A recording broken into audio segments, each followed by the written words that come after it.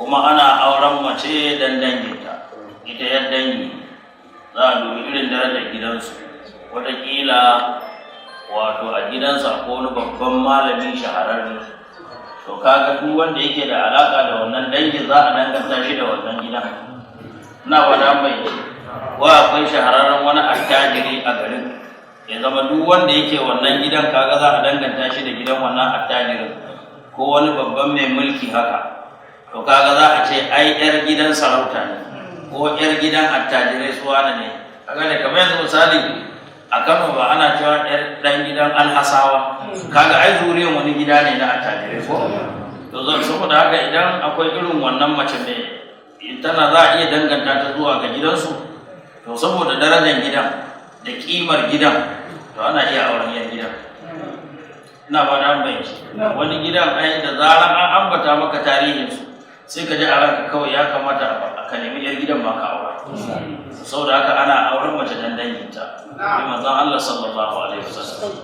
Na uku yace wal jimaliha, kuma ana auren mace dan kyanta, kyawar mace ba za ka aure ta saboda kyanta.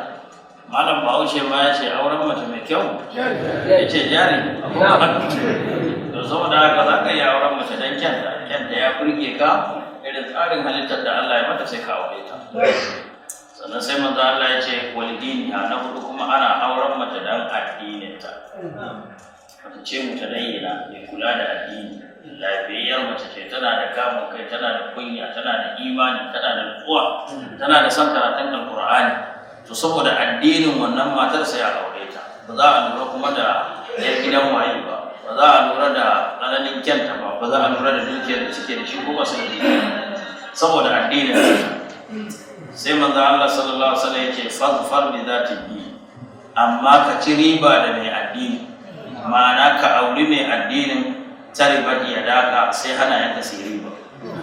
Kan gane ko idan ka auri mai addini, to muhallin shahidin mu a wannan hadisin shine fadfar bi zati bi. Tunda hadisin babin yana magana ne akan wato zama tare da mutanen kirki, ko tafiya tare da mutanen kirki, ko son mutanen kirki, ahlul khairi. To kaga mace mai addini ai mutum mai kirki ce, kaga mace mai addini ai ahlul khairi. To in ka zaɓi mace mai addini to kai riba. Na daidai tukunna ita duk abin da za ka yi kai ma mara kyau za ta taro ka, ta mayar da kai akan hanyar Allah. Sannan ita din ta yarda da Allah din, ba ka jin shakkan cewa wannan matar za ta iya ha'inta ka bayan baka, saboda ta yarda da Allah, tana jin tsoron Allah.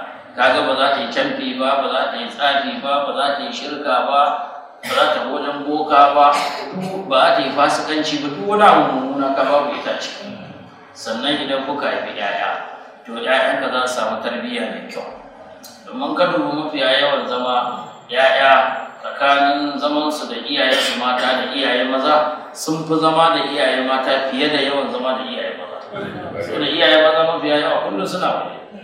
Da safe mutum ya wuta neman abinci, wani sai da yamma zai dawo, wani sai da daddare ma zai dawo.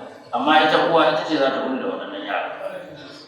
Wani ma in ka dubi abincinsa baya garin da yake, saboda haka sai ya tafi wani garin sannan ya je yi sana'ar ya dawo.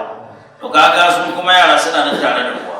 To idan uwa mai addini ne, to za a ganta mai tsafta ce, za a zama yaran ka ko da suna cikin tsafta.